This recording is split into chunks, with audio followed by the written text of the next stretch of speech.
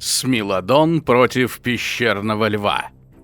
Битва за ресурсы в ледниковом периоде. Плейстоцен. Эпоха великих оледенений. Мир, где само выживание было ежедневным подвигом. Мы находимся в суровом и прекрасном ландшафте, который через десятки тысяч лет назовут ледниковым периодом. Но для тех, кто здесь жил, это был не период. Это был живой, дышащий мир, где каждое утро начиналось с вопроса: кто сегодня станет охотником, а кто добычей? Воздух здесь настолько холодный, что каждый вдох обжигает легкие, как каленое железо. В этой экосистеме нет места слабости. Здесь разыгрывалась самая затяжная и жестокая драма в истории кошачьих.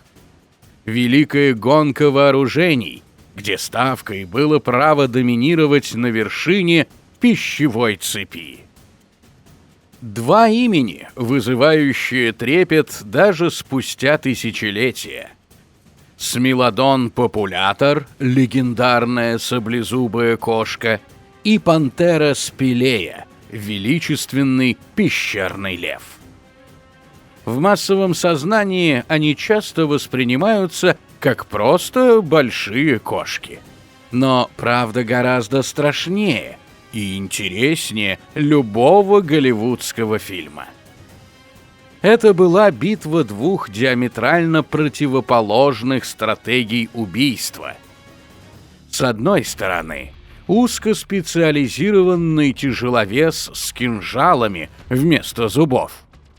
С другой — универсальный атлет, вобравший в себя все лучшее от современных львов, но превзошедший их в размерах и силе. Был ли Смилодон безусловным хозяином лесов и каньонов, для которого любая добыча была лишь мишенью для точного удара? Или же пещерный лев был тем самым противником, чей интеллект и выносливость делали его истинным королем открытых пространств? Сегодня мы погрузимся в этот конфликт глубже, чем когда-либо. Мы разберем анатомию этих титанов до последнего сухожилия, измерим силу их лап и рассчитаем вектор удара саблезубых клыков. Мы восстановим события их гипотетической дуэли, опираясь на новейшие данные компьютерного моделирования и уникальные находки из асфальтовых ловушек Ла Бреа. Приготовьтесь, это анатомия реальной схватки. Боец номер 1. Смилодон. Хирургическая сталь. Посмотрите на этот венец эволюции саблезубых. Смилодон — это не просто кошка. Это ответ природы на появление толстокожих гигантов. При весе до 400 килограммов Смилодон был намного массивнее любого современного льва или тигра. Начнем с его главного инструмента – клыков. Это не просто зубы, это сабли длиной до 28 сантиметров. В отличие от канонических зубов современных хищников, предназначенных для дробления и удержания, клыки Смилодона были плоскими и зазубренными, как хирургические скальпели. Однако инженерные расчеты показывают удивительный факт. Сила укуса Смилодона была, на удивление, слабой, почти в 3 раза слабее, чем у современного льва. Как же этот хищник убивал? Ответ кроется в уникальной технике сдвига шеей. Челюсти Смилодона могли открываться на невероятные 120 градусов. Используя мощнейшие мышцы шеи, он не просто кусал. Он вгонял свои клыки в мягкие ткани горла жертвы, перерезая артерии и трахею одним молниеносным движением. Но клыки были хрупкими. Чтобы нанести смертельный удар, Смилодону нужно было сначала полностью обездвижить жертву. Обратите внимание на его передние лапы. Это настоящие колонны из мышц и костей. Смилодон обладал невероятной силой плечевого пояса, которая позволяла ему прижимать к земле даже молодых мамонтов или крупных бизонов.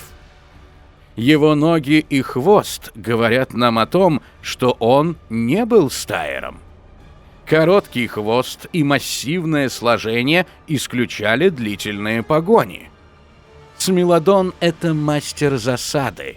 Его рывок на короткую дистанцию был молниеносным и сокрушительным. Но если бой переходил в затяжную фазу, требующую маневренности и выносливости, этот тяжелоатлет оказывался в зоне риска.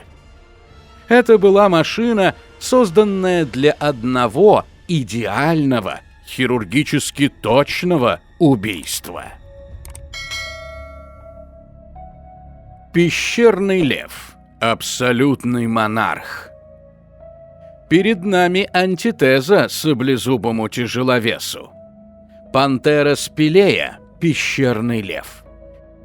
9% превосходства в размерах над современным львом превращали его в самого крупного кошачьего хищника открытых пространств. Если Смилодон – это тяжелый топор, то пещерный лев – это длинная и гибкая рапира. Первое, что бросается в глаза – это его атлетизм, длинное тело, мощные, но сухие ноги и длинный хвост-балансир. Это был универсальный охотник, способный как на молниеносный рывок, так и на длительное преследование. Его оружие – это классическая кошачья формула, доведенная до совершенства. Челюсти пещерного льва были гораздо мощнее, чем у Смилодона. Его конические клыки были созданы для того, чтобы впиваться в добычу и не отпускать ее, какой бы сильной она ни была. В отличие от хрупких сабель конкурента, зубы льва могли выдерживать колоссальные нагрузки при дроблении костей или удушении жертвы. Биомеханика пещерного льва уникальна тем, что он сочетал в себе огромную силу и невероятную ловкость. Его когти были длиннее и острее, чем у любого современного сородича. Каждый удар такой лапой был сопоставим по энергии с ударом кузнечного молота. Но главное преимущество льва могло скрываться в его социальности. Исследования показывают, что пещерные львы, вероятно, обладали высоким интеллектом и могли охотиться группами. В мире, где ресурсы были ограничены, умение координировать действия давало им колоссальное преимущество. Низкий центр тяжести и гибкий позвоночник делали льва почти неуловимым в ближнем бою. Если Смилодон – это затаившийся убийца, то пещерный лев – это патрулирующий свои владения легионер, готовый к любому вызову. Анатомия схватки. Тактическая дуэль. Как же происходила эта битва за ресурсы в реальности? В ледниковом периоде туша крупного животного была призом, за который стоило сражаться до смерти. Сценарий первый. Хирургическая атака. Смилодон прячется в густых зарослях кустарника у тропы. Его стратегия — засада. Если лев подходит слишком близко, Смелодон делает один мощный рывок, используя свой колоссальный вес, чтобы сбить противника с ног. В партере Смелодон доминирует за счет силы передних лап.